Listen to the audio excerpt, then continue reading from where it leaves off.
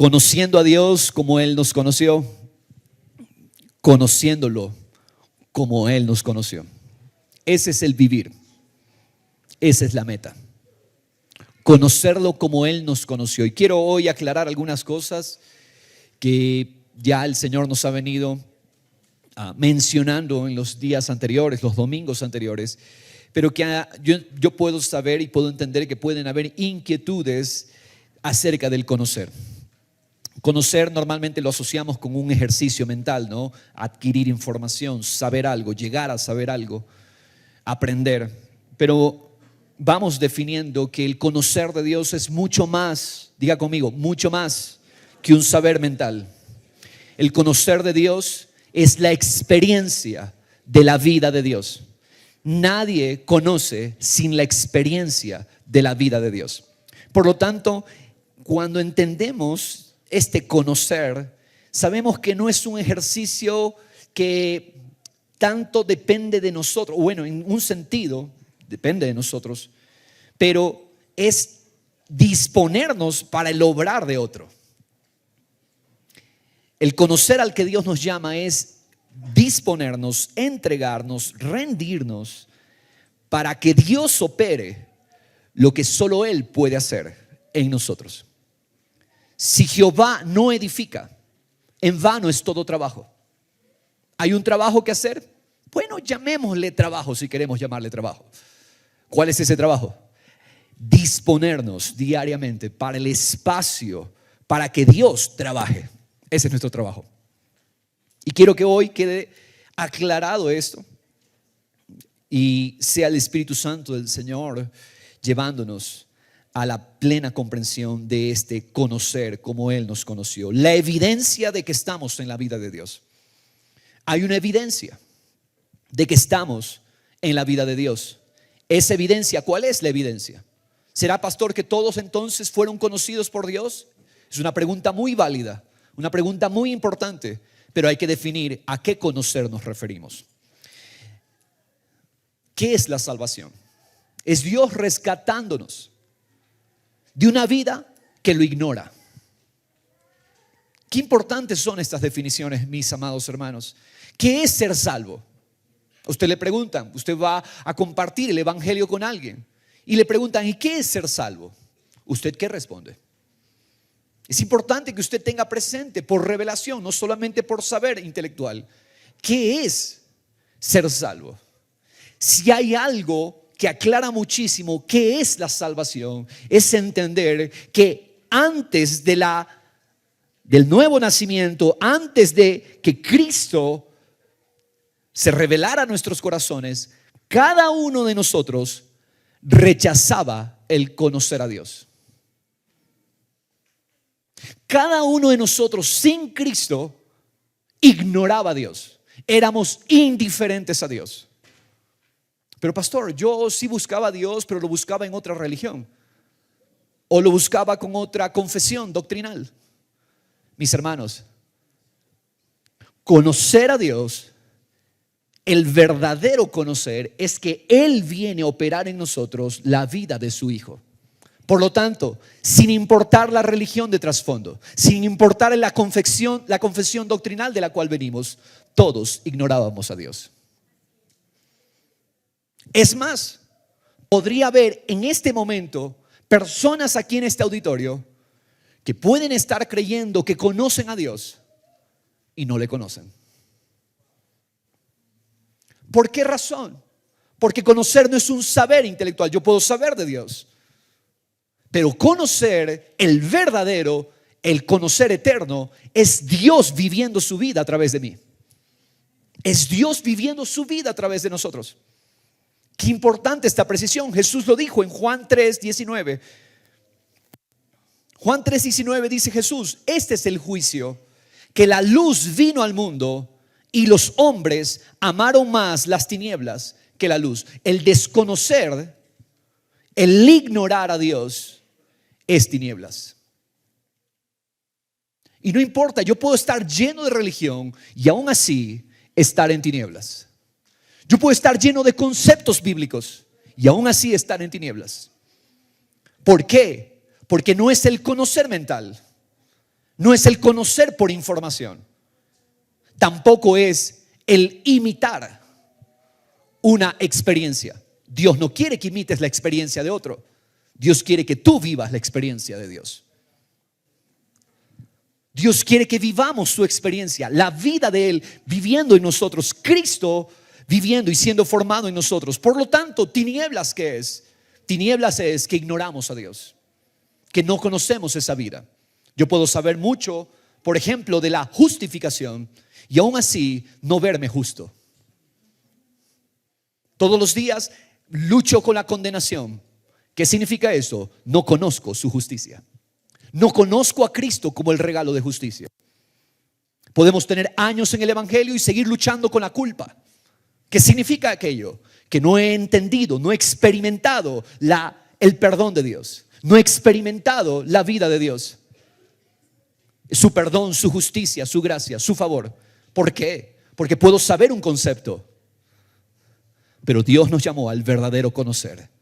El verdadero conocer es una vida viviendo y manifestándose en nosotros. Por lo tanto, ese es el juicio del cual Dios nos salva. ¿Cuál es el juicio del cual fuimos salvos? Que amábamos ignorar a Dios. Amábamos las tinieblas. Y Él nos encontró en nuestras tinieblas y ahora nos hizo conscientes de que vivir es Él. De que vivir es Él viviendo en nosotros. No es tanto que nosotros vivamos, es que ahora Él vive su vida en nosotros. Ese es el conocer de Dios. Esa es la experiencia de Dios, amados hermanos. En 1 Corintios 13, verso 12, leíamos: la meta es conocer como Él nos conoció.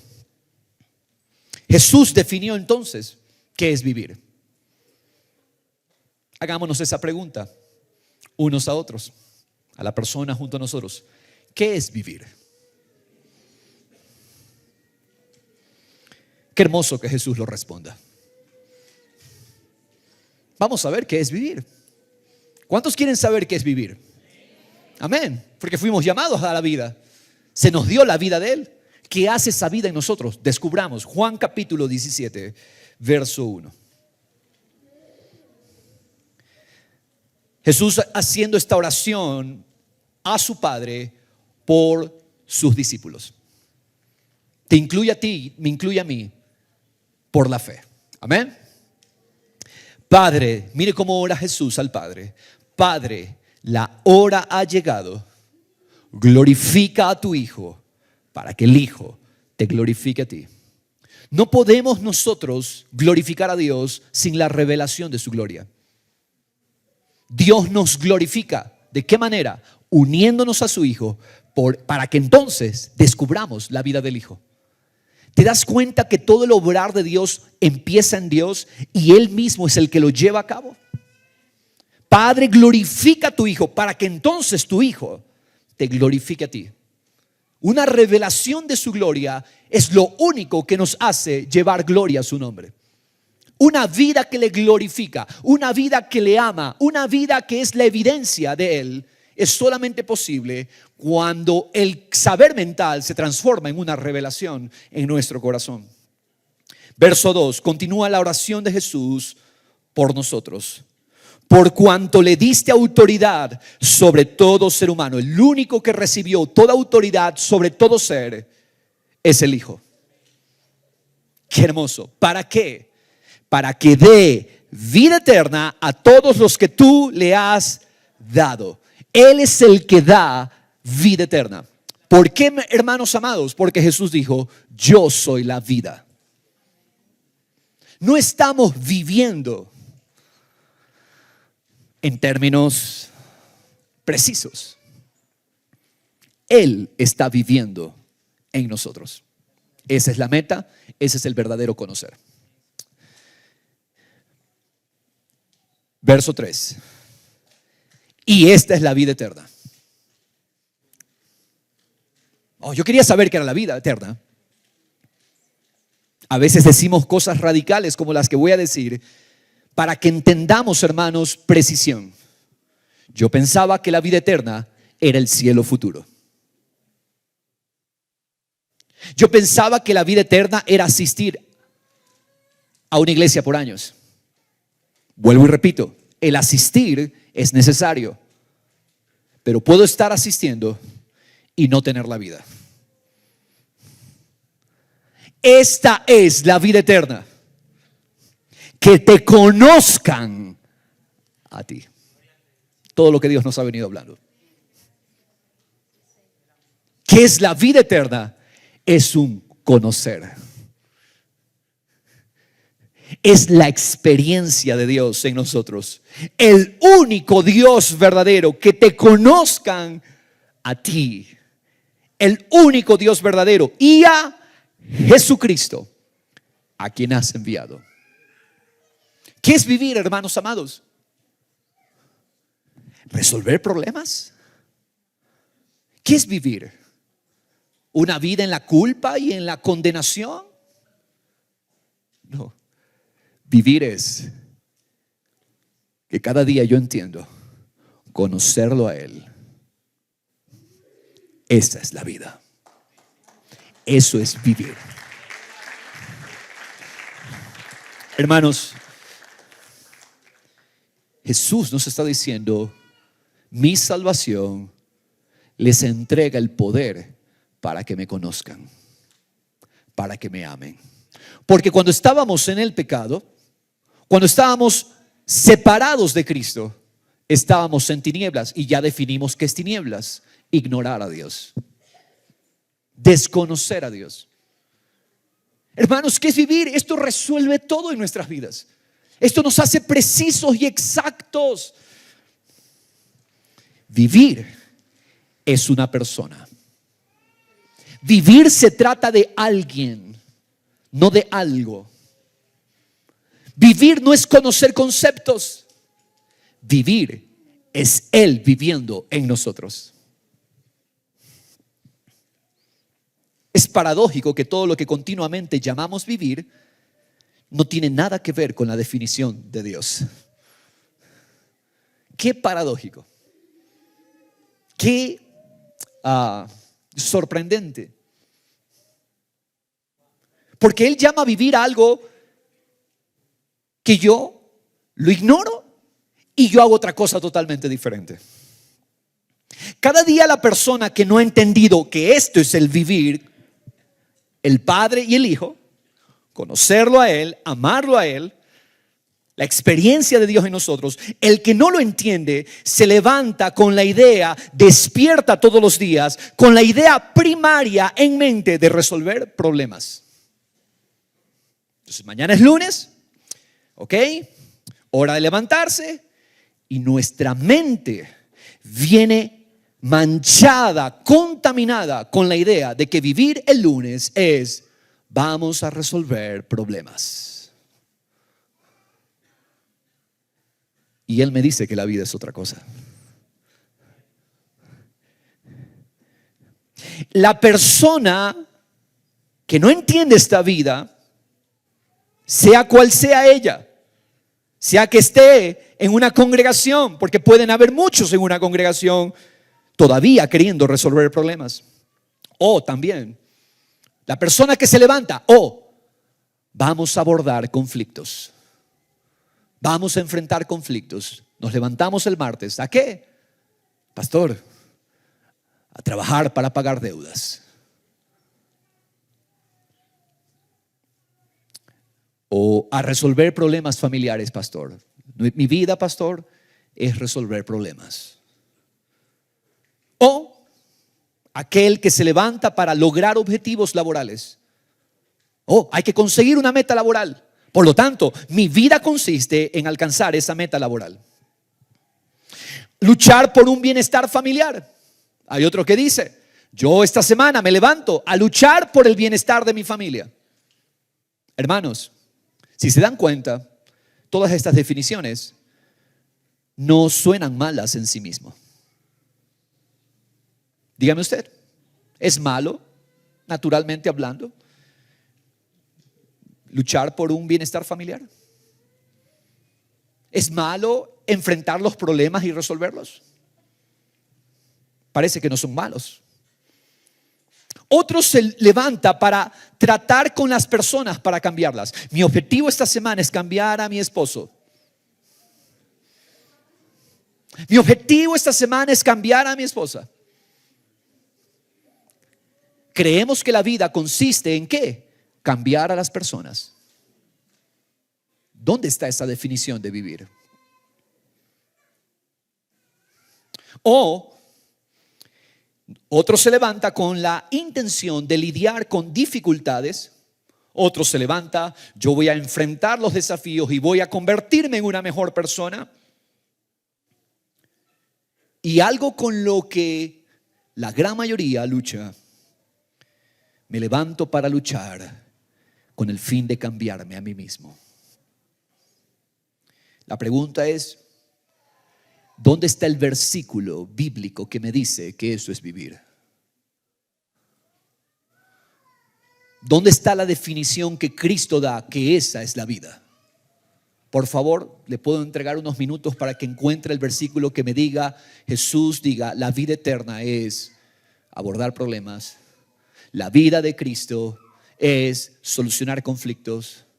La vida de Cristo es cambiar a las personas. Por favor, ¿me puede facilitar? Abro el espacio. ¿Me puede facilitar el versículo bíblico, el pasaje bíblico que donde Dios defina que esa es la vida?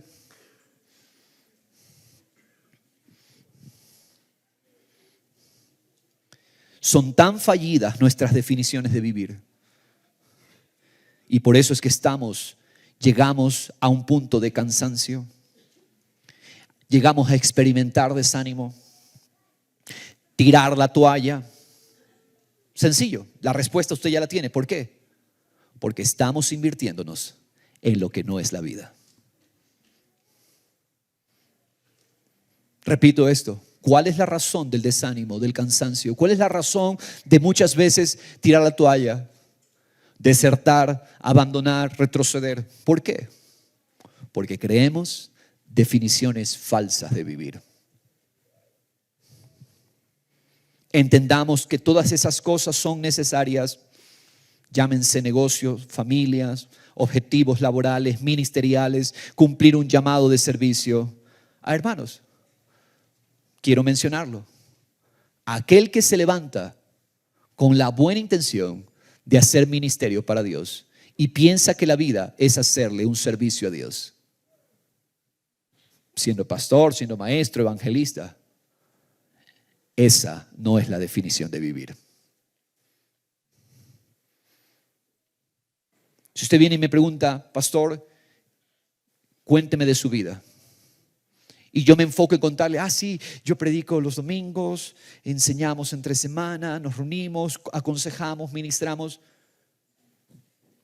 Usted va a deducir que yo estoy confundido. Porque vivir no es hacer ministerio para Dios. ¿Qué es la vida? ¿Ya lo sacaron? ¿Qué es la vida?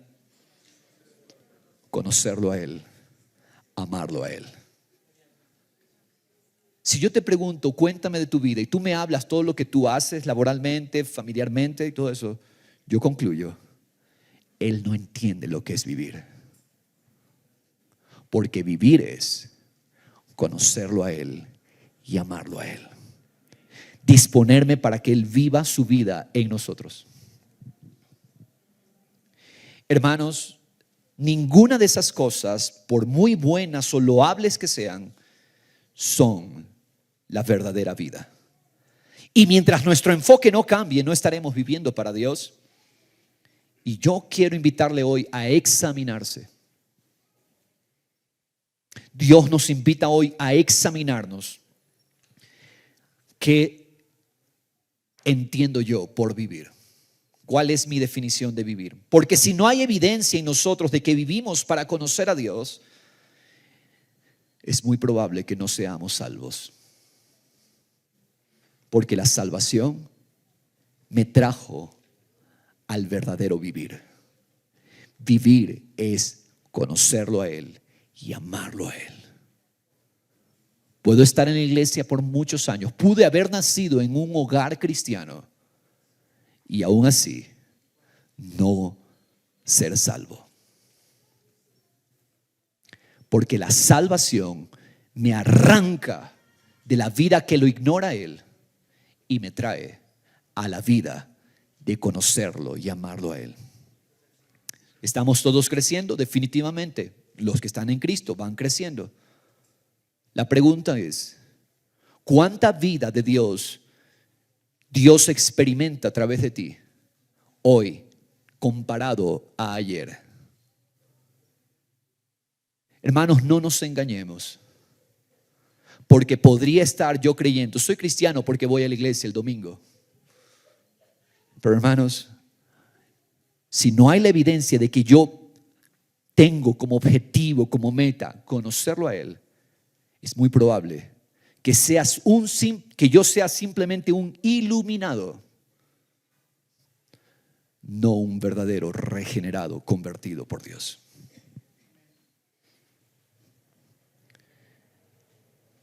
El problema hoy es que los pastores, los maestros, los que hacen ministerio para Dios, quieren en sus fuerzas discipular a los que no han recibido el nuevo nacimiento. ¿Cuál es el gran problema de la falsa iglesia? Porque hay la verdadera iglesia y la verdadera iglesia está creciendo, pero la falsa iglesia, querer cambiar a los que no han nacido de nuevo. Querer hacer una obra de transformación en los que nunca se rindieron al señorío de Cristo. Ahora, hermanos, no estamos exentos, eventualmente, de tener días donde podamos desconcentrarnos de nuestro objetivo, que es vivir para Dios. Van a haber días donde probablemente, eventualmente, porque si se vuelve la norma, todos los días estoy desconcentrado, bueno, yo tengo que examinarme. ¿Qué me está moviendo? ¿Hay días? Sí, pastor, hay días, definitivamente. Hay días donde nos desconcentramos y nos volvemos presas del afán, ansiedad, angustia. Estamos desconcentrados, vivimos días para resolver problemas. Pero una vida que continuamente se enfoca más en cosas, más en objetivos naturales, más en resolver problemas, es una vida que da evidencia de no conocer a Dios. Hay un versículo bien fuerte en Deuteronomio 29:4. Usted puede anotarlo, por favor. Una figura de esto tenemos en el pueblo que salió de Egipto. Salieron de Egipto, rechazaron vivir, sin embargo, para conocer y amar a Dios. Salieron de la esclavitud, aparentemente pertenecían a la congregación de Israel. Sin embargo, mis hermanos, ellos no quisieron vivir para amar a Dios. Ellos no quisieron vivir para conocerlo. Pensaban en problemas. Solo tenían ojos para problemas. ¿Qué es Israel en el desierto? Un pueblo que vive para resolver problemas. ¿Y sabes qué pasó con esa generación? Murió en el desierto sin ver la promesa de Dios. ¿Por qué? Porque creyeron que la vida era resolver problemas. Dios nos salvó de esa vana manera de vivir. Dios nos vino a salvar de una vida enfocada en problemas, una vida enfocada en cambiar personas, una vida enfocada en alcanzar objetivos. ¿Qué estás pensando tú hoy? ¿Cómo puedo amar y conocer a Dios más? ¿O estás pensando en el proyecto que quieres llevar a cabo? En el proyecto laboral, familiar, lo que sea. Si tu meta no es conocer y amar a Dios, yo quiero anticiparte, mi hermano, tus proyectos fracasan. Porque lo único que Dios bendice es la vida de conocerlo y amarlo a Él. Porque esa es la vida de Cristo en nosotros. ¿Qué es el pecado según Israel, hermanos? Es una esclavitud donde el corazón no disfruta a Dios, no ve a Dios, no oye a Dios. ¿Qué es esclavitud al pecado? Una vida que no se deleita en Dios. ¿Sabes que el infierno le espera a todos aquellos que rechazaron el conocer a Dios. Todo aquel que es esclavo de esa vida no ve a Dios, no disfruta a Dios, no oye a Dios. Porque cuando Él nos llamó, cuando Él nos conoció, el milagro que Él hizo es cambiar nuestro corazón para disfrutar su justicia, su amor, su perdón. Si su amor, ¿cuánto te maravillaste en su amor esta semana? ¿Cuánto disfrutaste verte justo todos los días? ¿O viviste más preocupado? ¿O viviste más afanado, más angustiado? Yo quiero decirte, hermano, examínate para ver si es que eres de Dios. Porque los que son de Dios recibieron un corazón para amarlo y para conocerlo. ¿Qué es lo que te mueve? ¿Deudas? ¿Qué es lo que te mueve? ¿Proyectos? ¿Afanes? Todas esas cosas ahogan la palabra. La obra de la cruz, hermanos, hizo posible el poder para conocer a Dios y amar a Dios. Filipenses 1:21, me encanta. Vamos a ver otra definición de vivir. A ver qué tanto difiere de la que nos dio nuestro Salvador. Filipenses 1:21. Lo ponemos acá un ratito. El apóstol Pablo hablando. Para mí, el vivir es Cristo. Me encantan las definiciones sencillas de la palabra.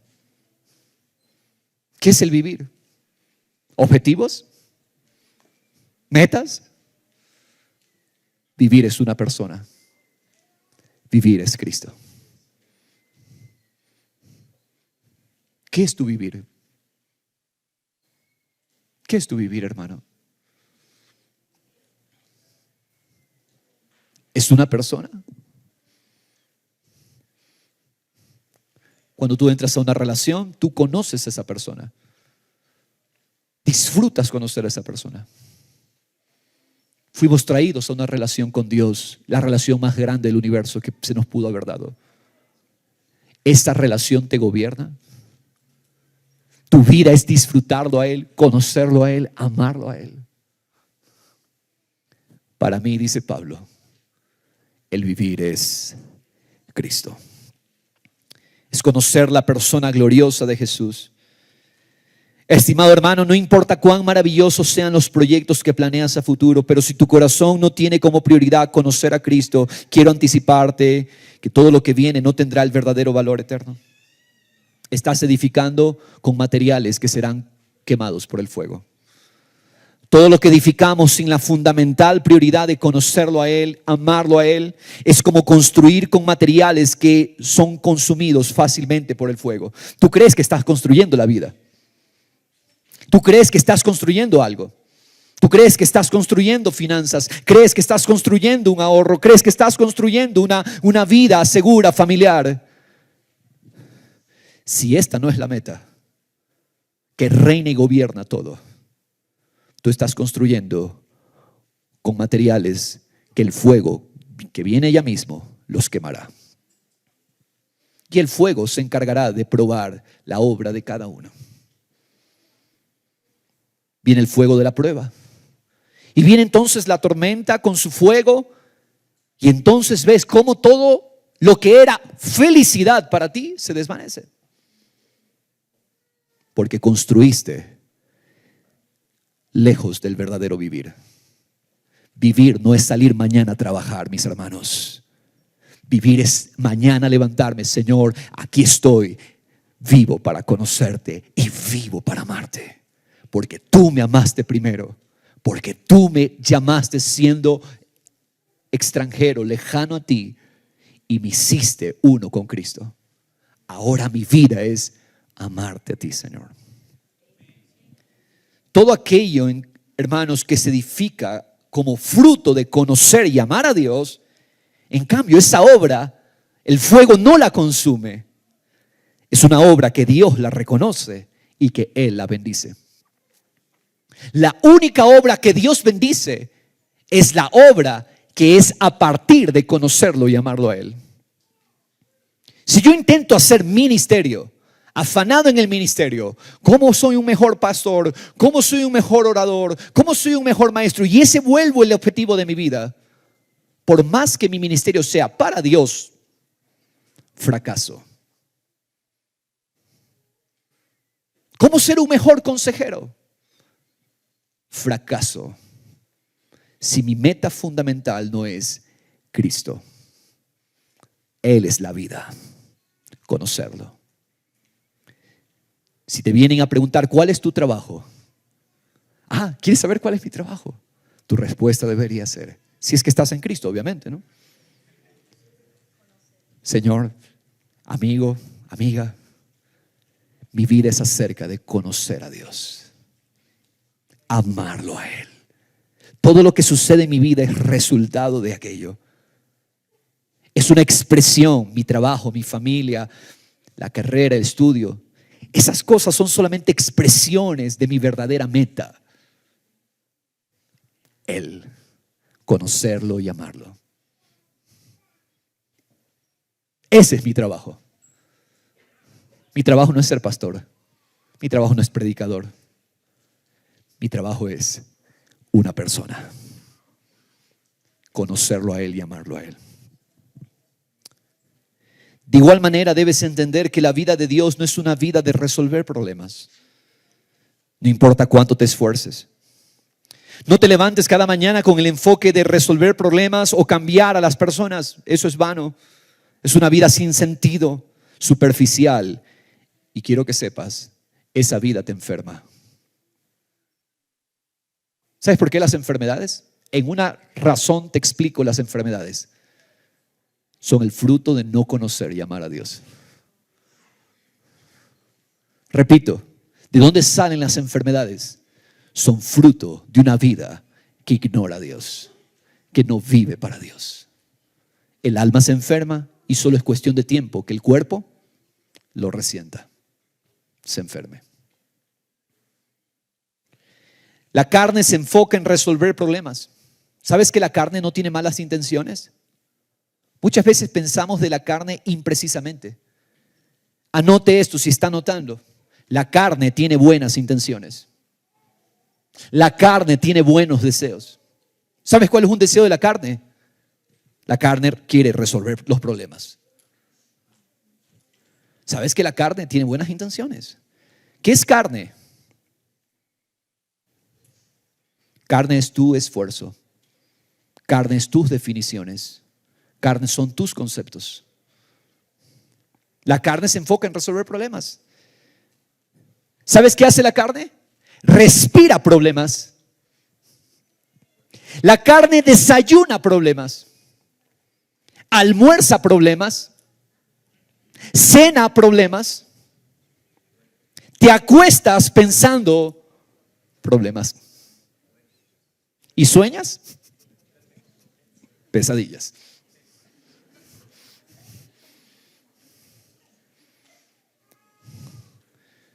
La carne quiere hacer las cosas. ¿Sabes que la carne quiere hacer las cosas bien? Seamos precisos en el entendimiento bíblico, hermanos. La carne quiere agradar a Dios. La carne quiere quitar la culpa del pecado. ¿Sabe qué piensa la carne? La carne piensa así: fallé, pero a partir de mañana me voy a esforzar por no fallar. ¿Cómo se llama eso? Eso es carnal. Mente carnal.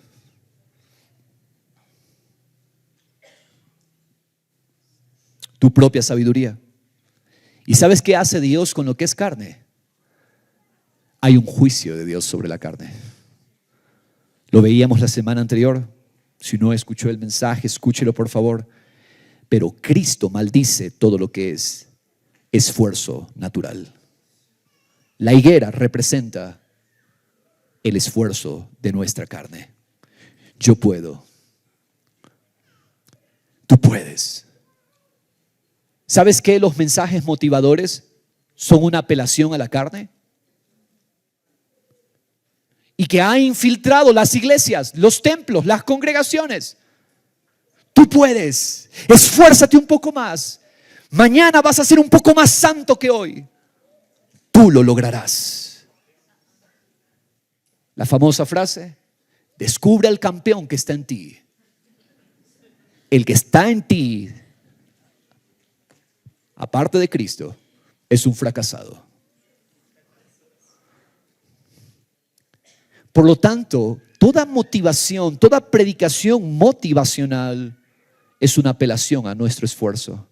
A que yo, si me esfuerzo mañana, puedo resolver un poco más. A que si yo me esfuerzo mañana, puedo alcanzar un poco más. Solo que necesitamos esforzarnos un poco más, determinarnos, disciplinarnos. Mis hermanos, la carne jamás podrá agradar a Dios. Hay una sentencia sobre la carne. No vivamos para aquello. No vivamos para intentarlo. ¿Vamos a intentarlo un día más? No. Renuncio hoy.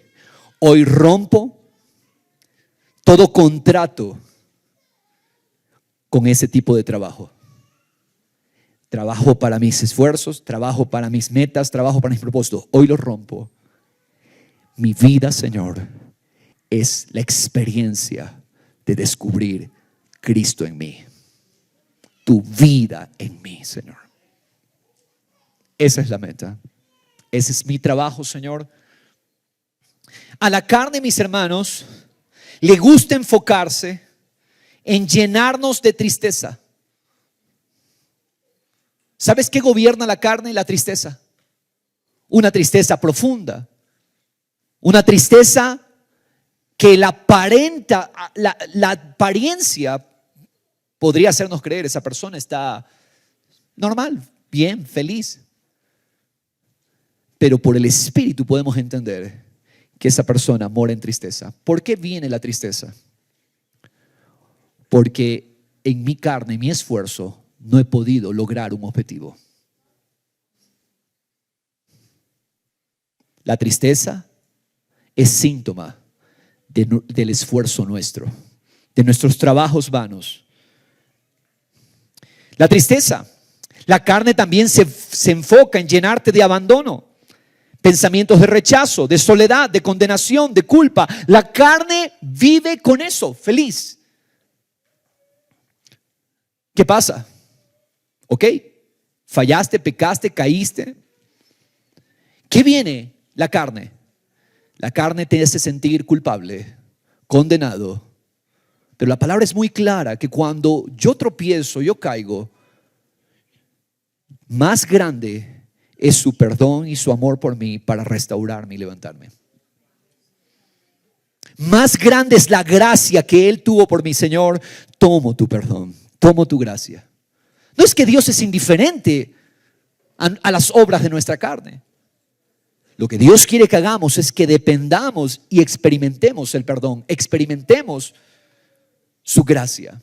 Hermano, autoexamínate. ¿Vives con culpa por errores cometidos?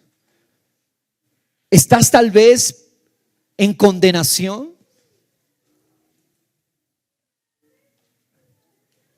Todas esas son síntomas y señales de que Cristo y su obra no son suficientes para nosotros. Y de que cuando caemos y cuando fallamos, entonces yo prefiero permanecer en la tristeza, prefiero permanecer en la condenación. Y creemos que si quedo con la culpa una semana, ya Dios me va a mirar mejor porque ya me autoflagelé una semana. Pensamos que autoflagelándonos, ay, pobrecito yo, Señor. Y entonces Dios ya me mira mejor después de esos días de culpable. Ahora ya sí me siento bien. ¿Por qué? Porque en esos días de culpable aparentemente no hiciste lo mismo que ya habías hecho. Entonces, Dios ve eso como esfuerzo tuyo, carne, y Dios maldice eso.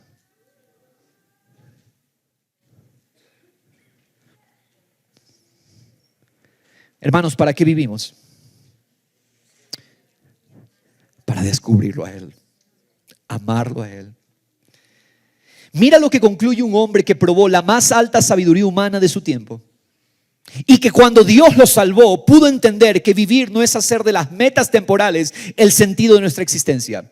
Este hombre procuró educación, la más alta educación de su tiempo. Este hombre procuró estatus, posición y procuró ser un hombre religioso. Un hombre que tú lo ves, su currículum intachable. Un hombre cumplidor de las más estrictas normas. Creo que algunos saben de quién estamos hablando. Pablo.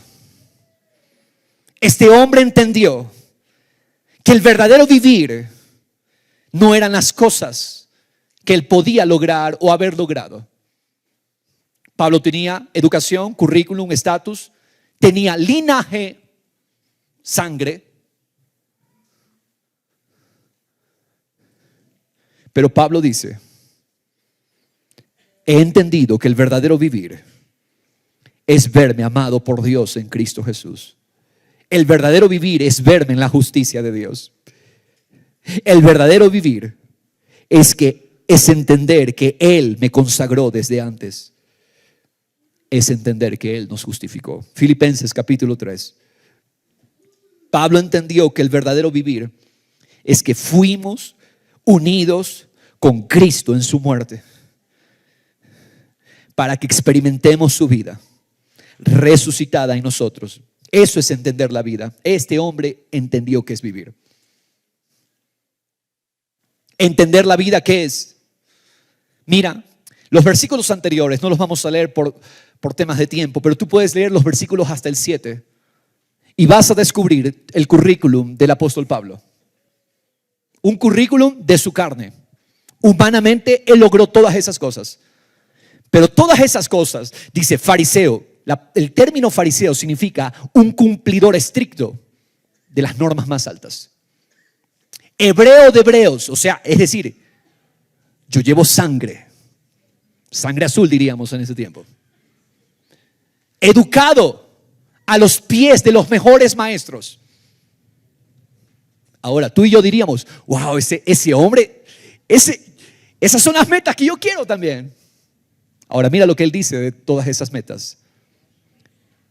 Yo estimo como pérdida todas las cosas en vista del incomparable valor de ¿qué? De conocer a Cristo Jesús, mi Señor. Tú le llamas meta de tu vida alcanzar aquella carrera. Tú le llamas meta de tu vida alcanzar ese puesto de trabajo. Tú le llamas meta a todo lo que Dios no le llama meta. Esta es la meta. Y mira, si de sabiduría humana y natural se trata, este hombre nos deja de largo. Este hombre, como joven, había memorizado toda la escritura, la ley y los profetas. Pero él dice, la meta, el verdadero objetivo es conocer a Cristo Jesús, mi Señor. ¿Cuáles son las cosas que él estimó como pérdida? Todas. Todo es todo. Todo lo que nosotros normalmente amamos y buscamos, aquí Él te lo está dejando fácil. El Espíritu Santo se encargó de dejárnoslo claro. La vida es conocer a Cristo Jesús, mi Señor. ¿Por quién lo he perdido? Todo. Y lo considero como basura. ¿Sabes que la palabra es más fuerte? Solo que los traductores están siendo un poco sutiles con la palabra que están usando. ¿Sabes cuál es la palabra que Pablo utiliza para describir nuestras metas? Estiércol. Todo lo que tú buscas, resolver problemas, cambiar personas, todo lo que tú quieres lograr con tus fuerzas humanas, Pablo le llama así: basura. Todo eso, ¿qué quiere decir? Que, pastor, eso no vale, no sirve nada. Es un asunto de comparación. Puede que eso tenga su valor, pero cuando lo comparas con el incomparable valor de vivir para la meta suprema, conocerlo a Él, eso es nada. El valor de eso fenece. Un título universitario es nuestra identidad. Gracias, jóvenes, hay que estudiar y prepararse para tener herramientas, pero no son nuestra identidad. Yo no soy lo que estudié. Yo soy uno que vive para conocerlo y amarlo a Él. Ese es el vivir. Y el Espíritu Santo tiene que llevarnos a ese entendimiento si es que somos de Cristo.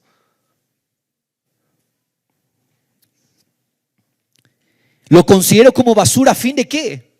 ¿Qué es lo que quiere Él? Ganar a Cristo. Estamos en el verso 8. Al final, ganar a Cristo. Cada día es un día de ganar mayor satisfacción en Cristo. ¿Sabes cuál es la evaluación de un día al final? ¿Cómo evalúas tú el día al final? Yo espero que evalúes tu día. Si no lo haces, estás fallando. Cada día tiene que terminar con una evaluación. Cada día terminamos evaluando en silencio qué pasó en este día. Bueno, ¿qué es lo que vamos a evaluar? Eso es lo que vamos a evaluar. ¿Cuánta satisfacción en Cristo he ganado hoy? Esa es la evaluación. Esa es la medida. ¿Cuánto Cristo me satisface? ¿Cuánto Cristo es mi suficiencia? ¿Cuánto Cristo fue mi suficiencia hoy? Esa es la evaluación.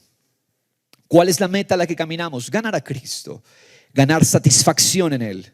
Verso 9 dice, ser hallado en Él. Qué tan gloriosa meta. Verme en Cristo cada día. No me veo a mí. Si veo a Diego, me desanimo. Pero veo a Cristo en mí. Cristo es hermoso. Cristo es precioso. Cristo, el Hijo del Dios eterno. Su vida viviendo y morando en mí. Esa es la meta. A ser hallado en el Señor. Me veo en ti. Me veo unido a ti en tu justicia, no teniendo mi propia justicia derivada de la ley, sino la justicia que es por la fe de Cristo. La justicia que procede de Dios sobre la base de la fe. El creyente todos los días se maravilla, no en su propia justicia. Oh, yo soy bueno, yo hago esto, yo hago lo otro. No, qué hermosa tu justicia. La obediencia de Cristo fue la única justicia que el Padre aceptó. La única justicia que cumplió el estándar divino, la obediencia de Cristo. Y esa obediencia se nos dio. Y el corazón del creyente, la vida del creyente, todos los días se maravilla en ese hecho. Señor, tú me amaste. Yo no me jacto de mi amor por Él. Yo me jacto de su amor por mí. Yo no me jacto de mi justicia. Me jacto de que Él me unió a mí. Siendo un pecador, Él me unió a su justicia. Y ahora soy en Él nueva creación. Verso 10. Conocerle a Él. Esa es la meta. ¿Te das cuenta la meta? ¿Te das cuenta de la meta del lunes, del martes, del miércoles, del jueves, de junio que empieza? La meta al 30 de junio, Señor, es conocerte a ti. Más satisfecho en ti. Esa es la meta. Muchos podrían decir, esto que está predicando el pastor, ya lo sé. Más bien eso me diría que no lo sabes. Porque nunca terminaremos de conocerlo. Nunca terminaremos. Y si tú crees que lo has alcanzado, ni Pablo se atrevió a decir, no, yo no lo he alcanzado. Yo no he alcanzado a conocerlo. Apenas voy rascando un poquito de esa experiencia en mí. Que es vivir Él. ¿Esa es tu meta también? Si no es tu meta, examínate. Porque podrías no estar en Cristo. Hay evidencias. Y esta es la evidencia más fuerte del que está en Cristo. mi vida ha perdido todo sentido en otra meta. Y el sentido de mi vida es una persona. Cristo, el que nos amó, el que pensó en nosotros antes de que todo fuera hecho y nos consagró para su propósito. Allí estamos realizados. Cristo lo hizo posible por su obra. Tú dirás, pastor, ¿cómo se hace esto? Bueno, te tengo la noticia. Cristo lo hizo posible por su obra. No es tu fuerza, no es tu poder. Mucha gente cree que tiene poder en su agarre. Pastor, yo estoy agarrado de Dios. ¿Sabes que tu agarre puede fallar? Tú crees que te agarras. No te jactes de la fuerza de tu agarre. Yo nunca me voy a separar de Dios. No digas eso. ¿Por qué? Es cierto que nada, ni la vida ni la muerte nos separará de Él, pero no es por tu agarre. Yo confío en mi agarre. Yo agarro algo y pienso que no lo voy a aflojar. No te jactes de tu agarre. Jáctate de que Él te sostiene. Él te agarró. Y Él nunca nos dejará. Porque los que Él amó, los que Él conoció, los predestinó. ¿El destino de qué? De portar la imagen de su Hijo. A los que predestinó, a ellos llamó. A los que llamó, los justificó, y a los que justificó, los glorificó. ¿Sabes qué nos une a Dios? No es nuestra fuerza. ¿Sabes qué es lo que nos une? Una cadena de oro. Él me conoció. Él me predestinó para llevar la imagen de su Hijo. Él me llamó. Siguiente eslabón, Él me justificó y Él me glorificó. Con esa cadena somos sostenidos. Con esa cadena Él nos mantiene unidos a Él. Y nada nos puede separar de Él. ¿En qué nos jactamos cada día? Gracias porque tú me sostienes. Gracias porque tú me amas. Gracias porque tú me escogiste, Señor. Y mi vida es descubrirlo. Mi vida es conocerlo. Vivir es conocerlo. Mira lo que dice Hebreos 8 del ministerio de Cristo. ¿Sabes cuál es el ministerio de Cristo? Darte el poder para conocerlo. Ni eso es un obrar nuestro. Ni eso es fuerza nuestra. Es el ministerio de Cristo. Verso 6, Hebreos 8:6, hablando de Jesús. Ahora Jesús ha obtenido un ministerio tanto mejor. ¿Cuál es el ministerio mejor de Cristo? Por cuanto es también el mediador de un mejor pacto. ¿Antiguo pacto qué es?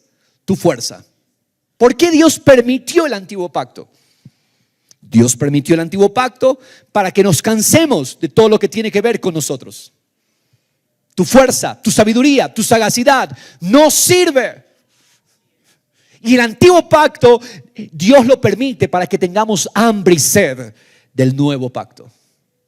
Porque el antiguo pacto nos dejó cansados de nosotros mismos. Te hago la pregunta, si todavía no descubres a Cristo, ¿no te sientes cansado? ¿No te sientes agotado de luchar con tus fuerzas? Bueno, el ministerio de Cristo es muchísimo mejor. ¿Sabes por qué? Porque Él hace posible el poder para conocerlo a Él. Mira lo que dice. Si aquel primer pacto, el verso 7, hubiera sido sin defecto, no se hubiera buscado lugar para otro pacto, para el segundo. Reprochándolos, Él dice, y cita la profecía en Jeremías: mirad que vienen días, dice Jehová, en que estableceré un nuevo pacto. Wow, ¿cuál es ese pacto? Con la casa de Israel, con la casa de Judá. Es decir, con el pueblo de Dios. Israel, Judá, son diferentes nombres para identificar a los que son de Dios, al pueblo de Dios. No existía la nación de Israel. Abel es Israel. Set es Israel. Noé, no existía Israel, pero Noé es Israel. Ruth, una moabita extranjera, es Israel. Rahab, Una ramera que ayudó a los espías cuando iban a conquistar Jericó. Es extranjera. Es Israel. ¿Quiénes son Israel? Son el pueblo de Dios. No tiene que ver con una sangre física, tiene que ver con un llamado que Dios hace. El Israel de Dios, le dice Pablo en Gálatas. Amén. ¿Qué es la iglesia? Es Israel. Fuimos unidos, injertados. Primero fue el judío, luego entramos los gentiles. Ese es el orden. Pero somos Israel. Amén. No llames el verdadero Israel a uno porque tenga sangre física. El verdadero Israel está formado por judíos y no judíos. ¿Quiénes son? El pueblo de Dios que Él ha llamado y escogido. Amén. ¿Cuál es ese nuevo pacto? Dice, ese pacto no es como el pacto que hice con sus padres el día que los tomé de la mano para sacarlos de la tierra de Egipto, porque no permanecieron en mi pacto. ¿Por qué ese primer pacto fracasó? Porque nuestra fuerza no alcanza. Porque nuestro agarre no alcanza, hermanos. Y dice Dios, y yo me desentendí de ellos, dice el Señor. Verso 10, este es el pacto que yo haré con la casa de Israel después de aquellos días, dice el Señor. Pondré mis leyes en la mente de ellos. Wow, yo pensé que yo era el que ponía las leyes. No, Él pone la palabra en nosotros. Dice el Señor, pondré mis leyes en la mente de ellos, las escribiré sobre sus corazones, y yo seré su Dios, y ellos serán mi pueblo. Ninguno de ellos enseñará a su conciudadano, ni ninguno a su hermano, diciendo, conoce al Señor. ¿Por qué? Porque mi pueblo me conocerá. ¿Qué es el nuevo pacto? Que Cristo es el mediador para darnos el poder para conocerlo a Él. ¿Cuál es tu tarea? Disponerte. ¿Cuál es tu tarea? Señor, aquí estoy para conocerte y amarte. Señor, aquí estoy. La vida es acerca de ti. Hermanos, su obra es suficiente. Su obra basta. ¿Y qué es lo que anhelan los corazones que son de Cristo? Anhelan conocerlo. ¿Cómo identificas al que es de Cristo? ¿Cuál es la marca entonces del que es de Cristo? ¿Cuál es la marca? ¿Cómo sé? ¿Cómo identificamos? ¿Cuál es el fruto que buscamos? Bueno, esa persona ha hecho de su meta conocer a Dios.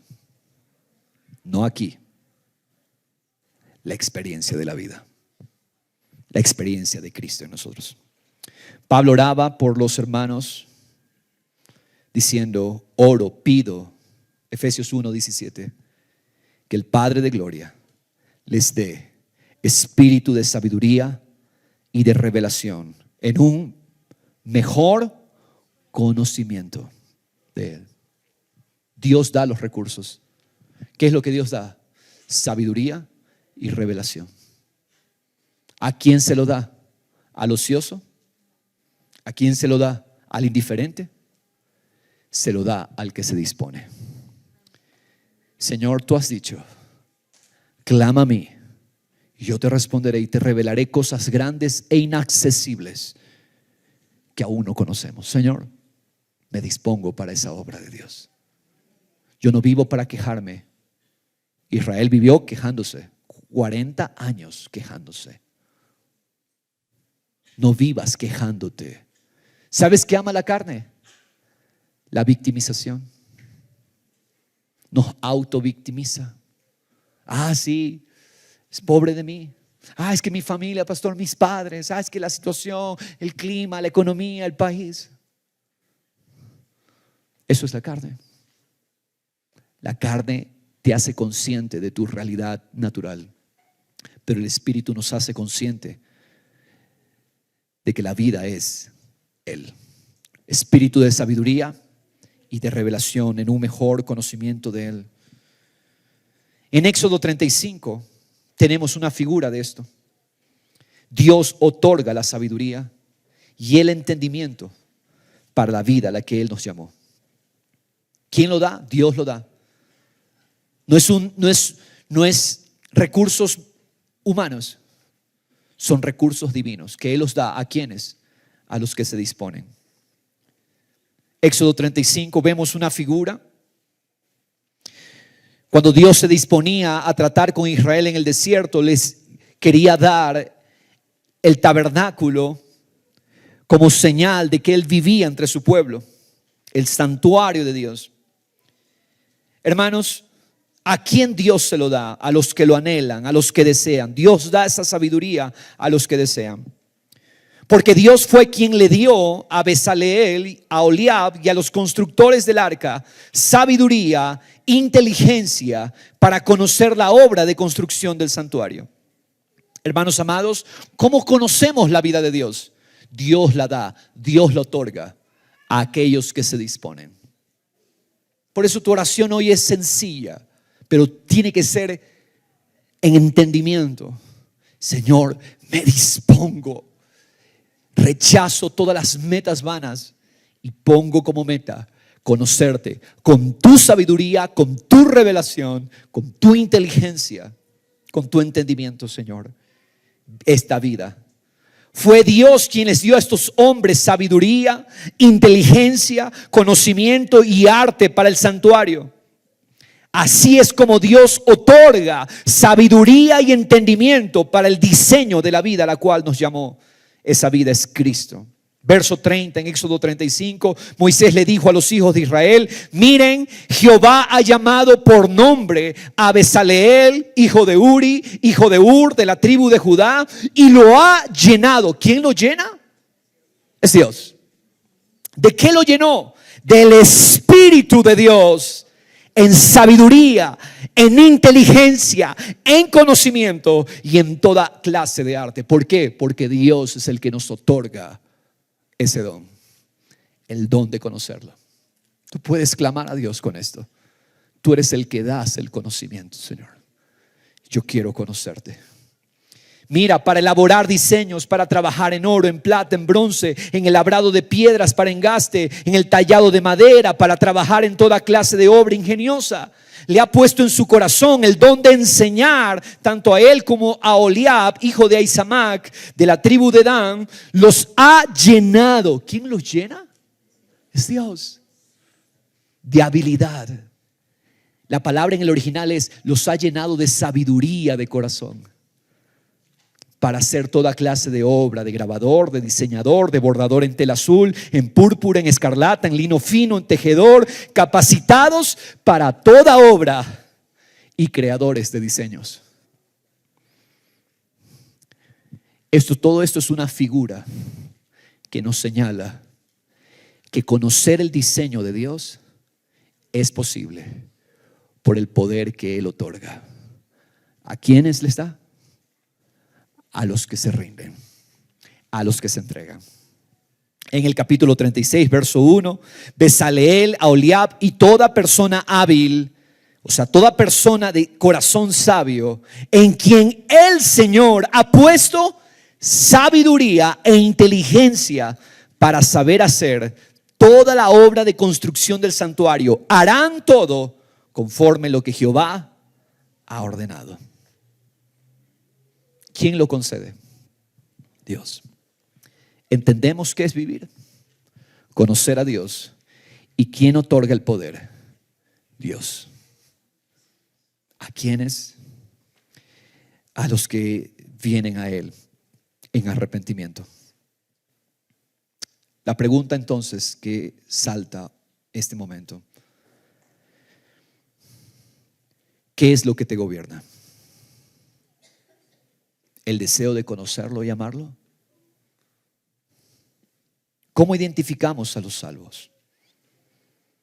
Los salvos son los que diariamente llevan una vida que confiesa abiertamente que Cristo es el Señor de sus vidas. Los verdaderos salvos han abandonado toda esperanza en sí mismos, en su propia sabiduría, en su propia fuerza. Los verdaderos salvos solo descansan en la suficiencia y en el poder de Dios. No todo el que asiste a una iglesia es salvo. No todo el que tiene el rótulo de cristiano es salvo. Los salvos son aquellos que diariamente se arrepienten de querer ser ellos los dueños de sus vidas, los mentalizadores de sus vidas, y diariamente le hacen espacio al gobierno del Espíritu. ¿Quiénes son los salvos? Son aquellos que ponen cero confianza en su carne y se rinden en confianza al señorío de Cristo en nosotros. Es necesario evaluarnos, iglesia. ¿Me gobierna el deseo de conocer a Dios? ¿Qué tan arrepentido estoy de vivir una vida que gira alrededor de mí o de resolver problemas? Quiero terminar con este texto de Pablo a Corintios en 2 carta 13. Pónganse a prueba para ver si están en la fe. Examínense a ustedes mismos. Wow, es muy probable que esta congregación, Corinto, no sean verdaderos. Por eso les dice, examínense. Pónganse a prueba a ustedes mismos. Y la palabra que utiliza es la palabra que hemos venido estudiando estos domingos. ¿O no os reconocéis? Es la misma palabra. ¿No reconocéis, no se reconocen a ustedes mismos? ¿No os reconocéis a vosotros mismos de que Jesucristo está en vosotros? Hermanos, no porque yo te lo digo que repitas. Yo te pregunto, ¿Cristo vive en ti? ¿Has recibido el testimonio del Espíritu de que Cristo te habita? Si no tienes ese testimonio de que Cristo te habita, allí adentro en tu corazón,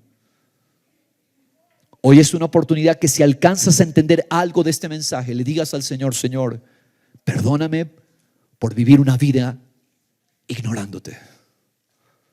Perdóname por vivir una vida, Señor, ajena a tu conocer.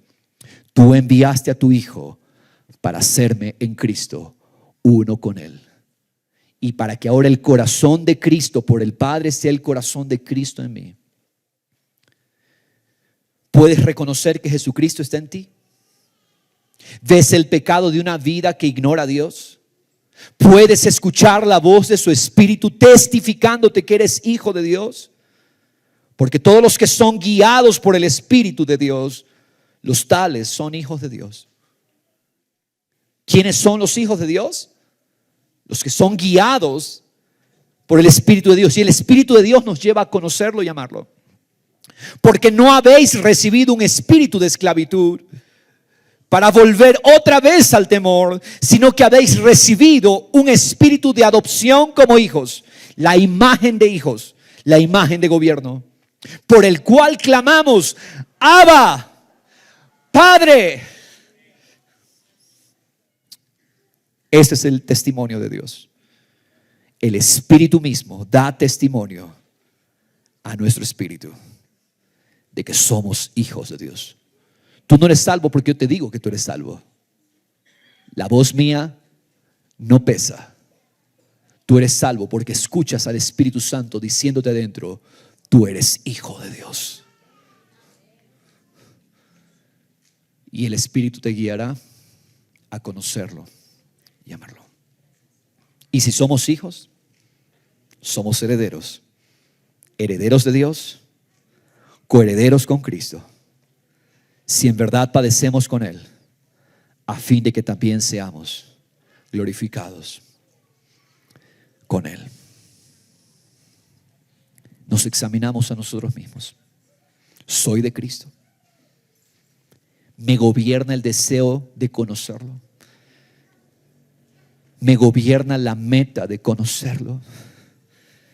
Experimentar la vida, su justicia, su amor. Esa es la evidencia. Qué pesada, rotunda, contundente evidencia, Señor. Si somos guiados por el Espíritu de Dios, somos de Dios. Aquí estamos, Señor. en tu nombre.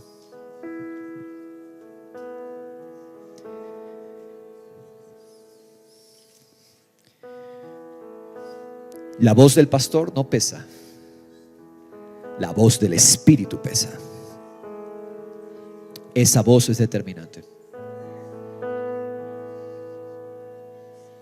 Vamos a cantar un cántico.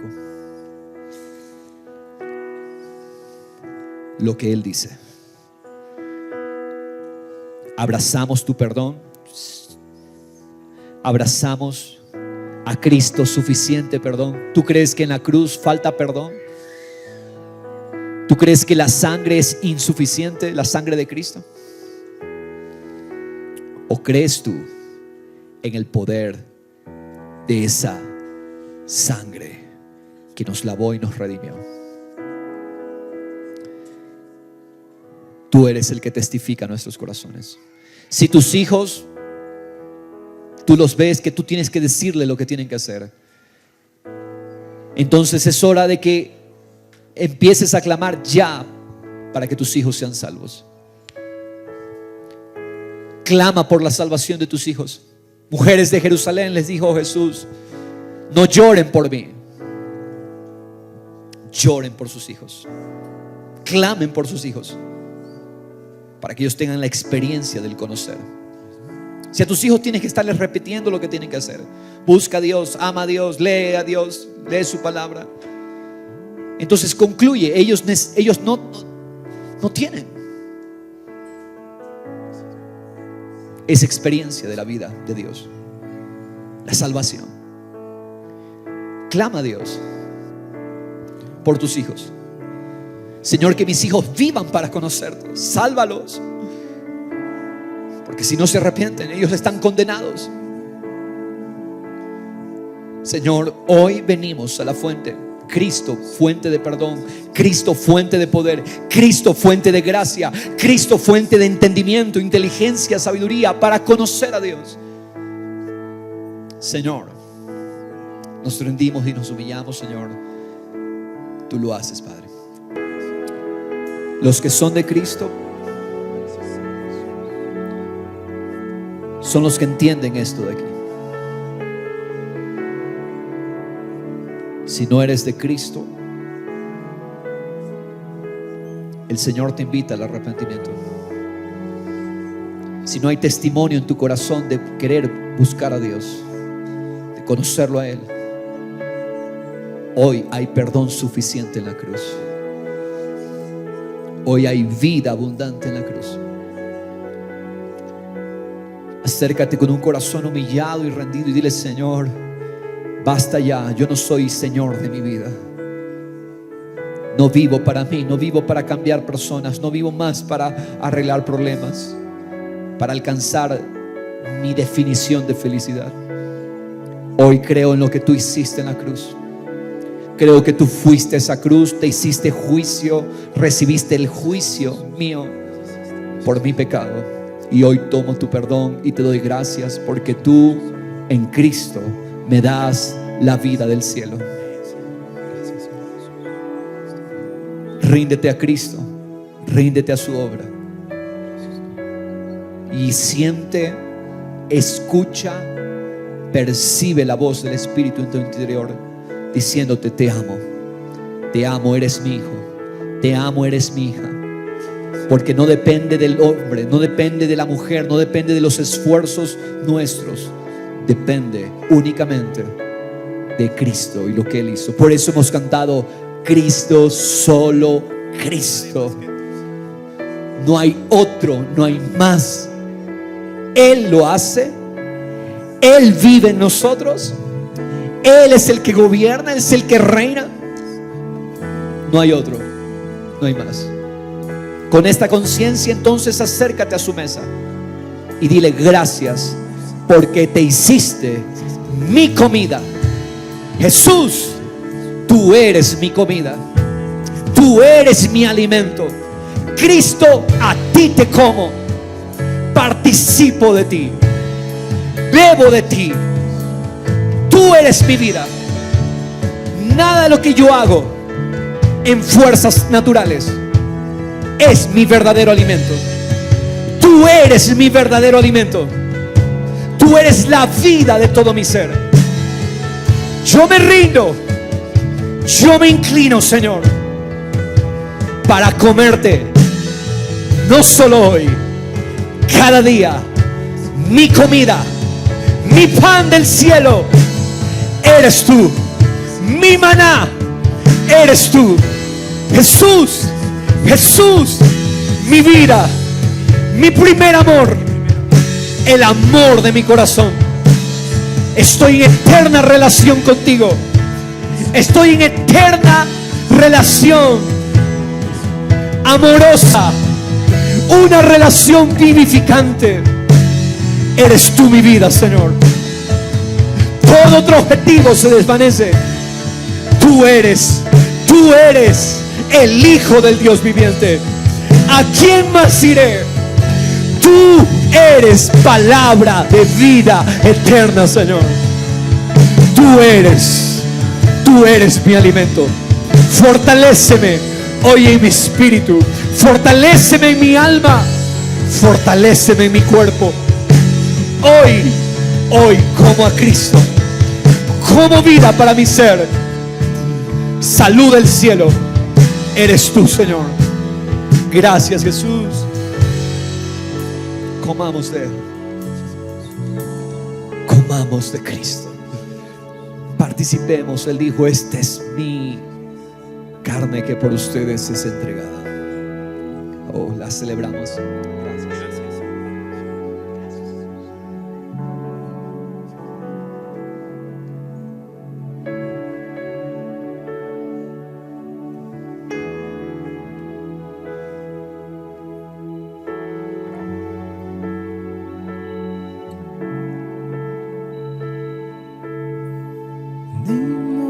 Es aquel que fue, que es y que vendrá. Santo es aquel que sobre el trono siempre está. No hay otro. Adorado sea el Rey de Reyes, nuestro Dios. Cristo, Cristo. Gloria, honra y poder son del gran yo soy. No hay otro. Alabanza. La iglesia lo reconoce hoy. Es principio y es fin. Bendecido sea el Cordero Redentor. Cristo, Cristo. Levantamos la copa.